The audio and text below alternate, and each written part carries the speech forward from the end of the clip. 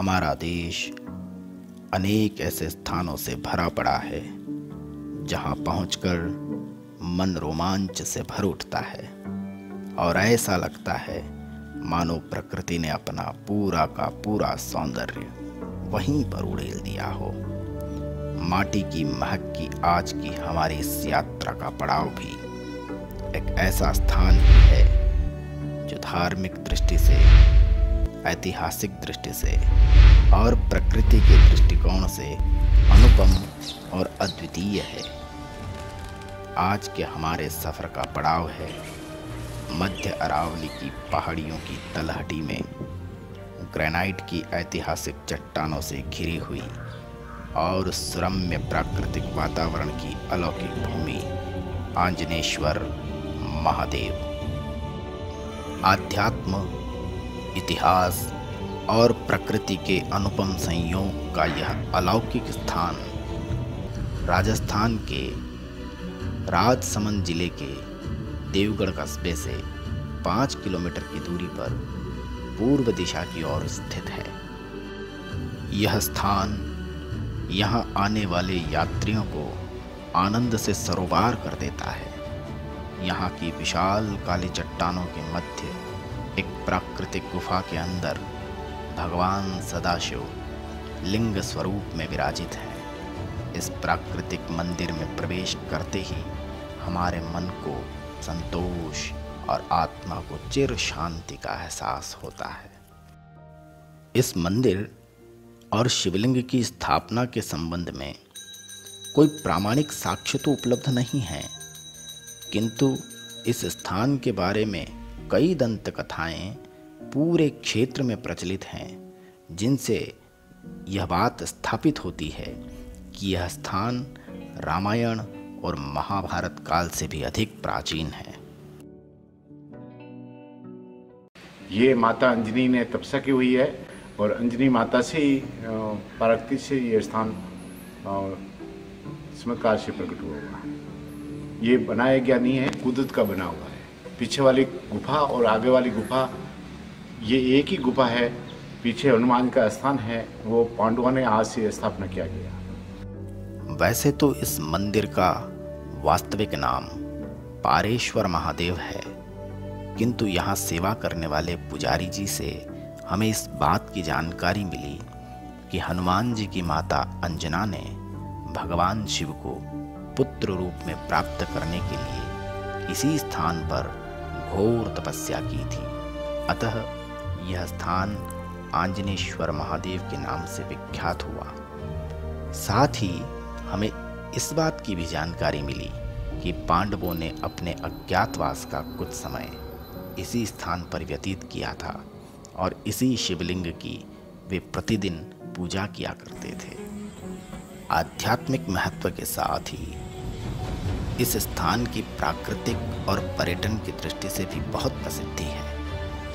मंदिर के आसपास के पूरे क्षेत्र में ऐसे अद्भुत प्राकृतिक नज़ारे बिखरे हुए हैं, यदि उन्हें हम अपनी आंखों में समेट लें तो वो हमारी स्मृतियों में ऐसे स्थापित हो जाएंगे कि जब कभी भी ये दृश्य हमारी यादों के झरोखों से झांकेंगे तो सहसा मन आनंद और रोमांच से नाच उठेगा।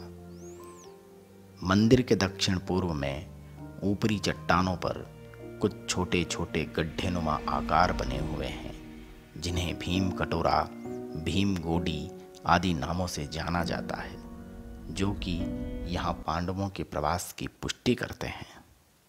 यहीं पर चट्टानों के बीच एक कुंड बना हुआ है जिसे अमृत कुंड कहा जाता है, जो कि कभी सूखता नहीं है। इसी कुंड के पास बहुत ऊंची चट्टान पर एक त्रिशूल स्थापित है जिसे भौम त्रिशूल कहा जाता है। जोगेश्वर बाबा लकड़ भारती जी द्वारा सन 1790 में इसकी स्थापना की गई थी। अभी हम जिस स्थान पर बैठे हैं, ये स्थान भी एक गुफा का द्वार है और इस पूरे क्षेत्र में इस तरह की कई गुफाएं हैं और ऐसा बताया जाता है कि लगभग 32 बीघा क्षेत्र में, यानी अगर हम इसे स्क्वायर फीट में बदलें तो लगभग 8 लाख स्क्वायर फीट जगह पर इस तरह की गुफाएं हैं। ऐसा बताया जाता है कि मंदिर के आसपास कई गुफाओं का जाल बिछा हुआ है, जिनमें कई सदियों तक कई साधु संतों ने घोर तपस्या की थी।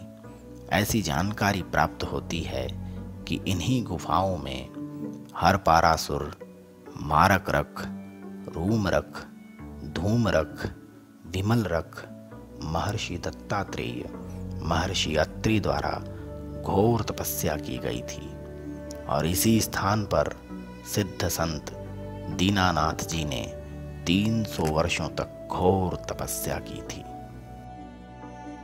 यह पुण्य स्थान देवगढ़ ठिकाने की आस्था का केंद्र भी रहा है।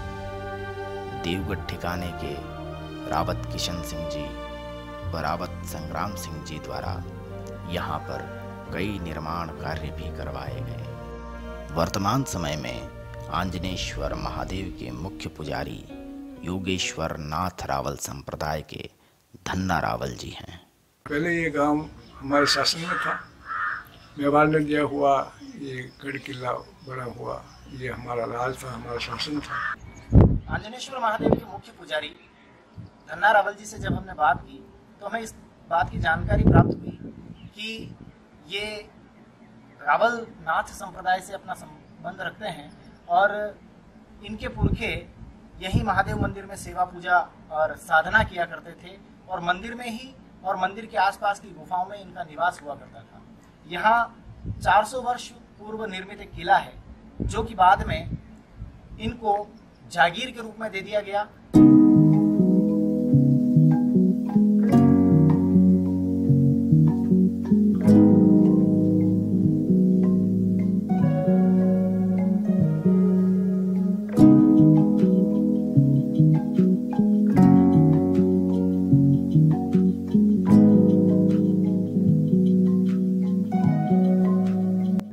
आध्यात्म और प्राकृतिक छटाओं से सरोबार यह स्थान इतिहास की अनमोल विरासत अपने आंचल में समेटे हुए है।